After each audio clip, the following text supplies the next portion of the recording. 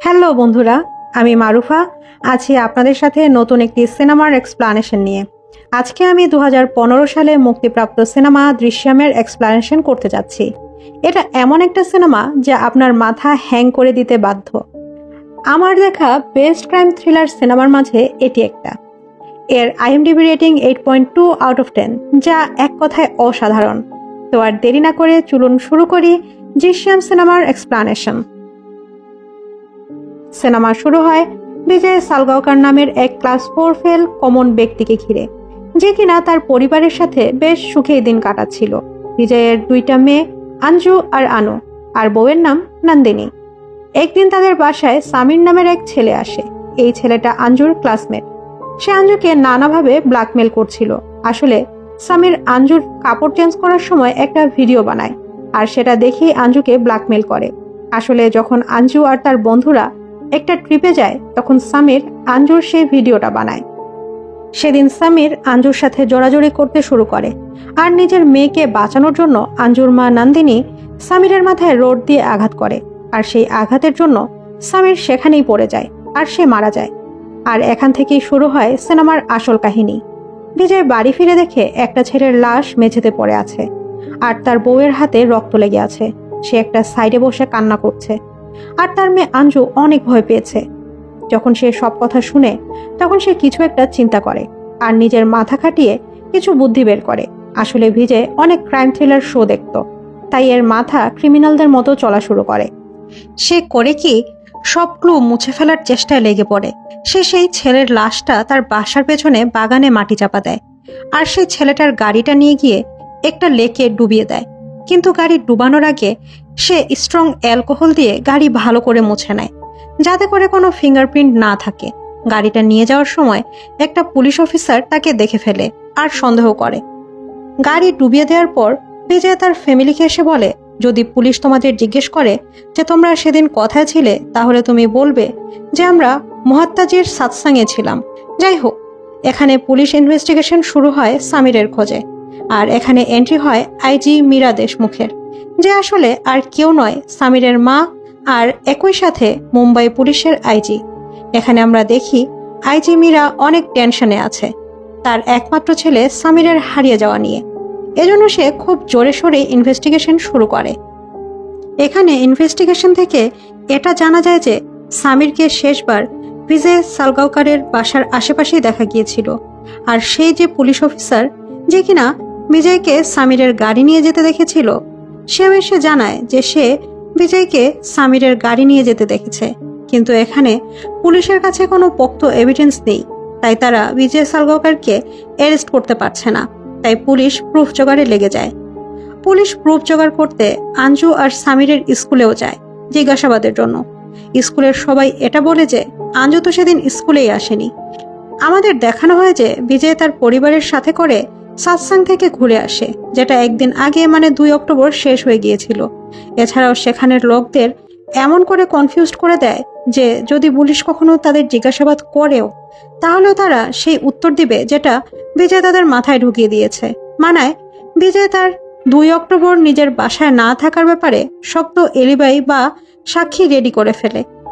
যখন সব ইনভেস্টিগেশন শেষ হয়ে যায় আর সামিরকে কোথাও পাওয়া যায় না, তখন আইজি মীরা অনেক বেশি প্যানিক করতে থাকে।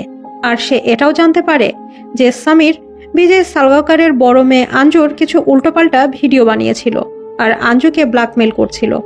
আর এই কারণেই হয়তো সামিরের সাথে কিছু একটা ভয়াবহ ঘটে গেছে। আর এজন্যই শেষ পর্যন্ত মীরা বিজয় সালগাওকার, তার বউ আর 2 মেয়েকে রিমান্ডে নিয়ে নেয়। আর এখানে মীরা কোর্টের কোনো পারমিশনও নেয়নি। এখানে পুলিশ বিজয়, নন্দিনী আর আঞ্জুকে অনেক মারে, কিন্তু তারা 3 জন তখনও নিজের মুখে তালা এঁটে রাখে। কিন্তু যখন পুলিশ তার ছোট মেয়ের দিকে এগিয়ে যায়, তখন সেই ছোট্ট বাচ্চাটা ভয়ে সব সত্য কথা বলে দেয়। আর সে বলে দেয় যে সামিরের লাশ আসলে কোথায় মাটি চাপা দেওয়া হয়েছে। আপনাদের আগেই বলেছিলাম যে বিজয় সালগাওকার সামিরের লাশ তার বাড়ির পেছনে বাগানে কবর দিয়েছিল। আর সেই ছোট মেয়েটা পুলিশকে এটাই বলে দেয়। এটা শোনার সাথে সাথে পুলিশের একটা টিম সেখানে গিয়ে মাটি খোঁড়া শুরু করে। মাটি খোঁড়ার কিছুক্ষণ পরেই একটা বস্তায় মোড়ানো লাশ বেরিয়ে পড়ে। লাশ প্রায় ডিকম্পোজ হওয়া শুরু হয়েছিল। প্রচন্ড দুর্গন্ধের ভেতরেও যখন বস্তা খোলা হয়, তখন আমরা দেখি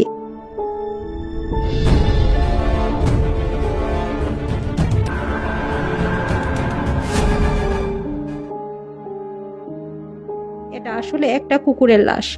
বের হওয়ার কথা একটা মানুষের লাশ, কিন্তু কথায় কি এটা যে একটা কুকুরের লাশ। কেস আবারও ঘুরে যায়।